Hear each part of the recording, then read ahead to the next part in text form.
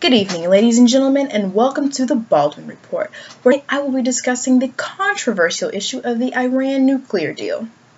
To begin, let's first discuss some background information regarding the deal.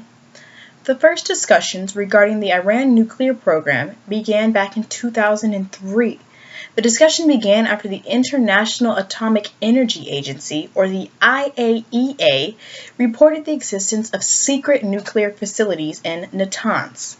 Iran would later on make an agreement with France, Germany, and the United Kingdom, which would add provisions to their original IAEA agreement to put the world's concerns to bed. This agreement included an in-term suspension of parts of their nuclear programs. Iran, however, asserted that they still have the right to develop nuclear technology. Now let's fast forward to 2014. Now we have the P5+1, as they called it, which included China, France, Germany, and the United Kingdom, Russia, and the United States on one side, and Iran on the other. The two sides' goal, you ask?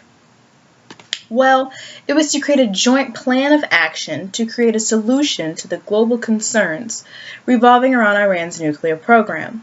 On July 14, 2015, a joint comprehensive plan of action was decided on and finalized between the two parties.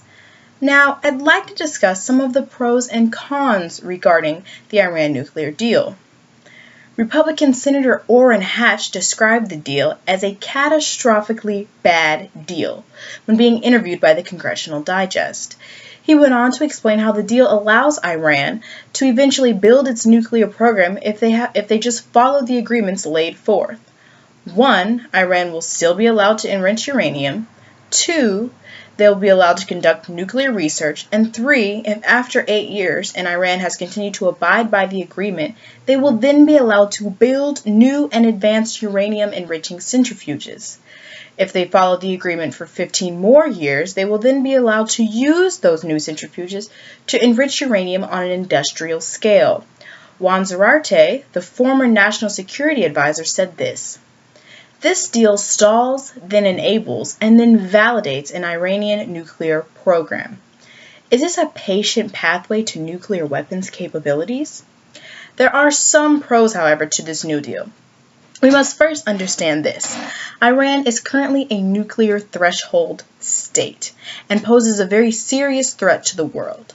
Senator Angus King described the country as a rogue nation that foments terror around the world. The Joint Comprehensive Plan of Action pushes back Iran's nuclear program by halting their nuclear capabilities for the next 15 years. This can be viewed, in my opinion, as a good thing as the deal rolls back their ability to gain nuclear weapons.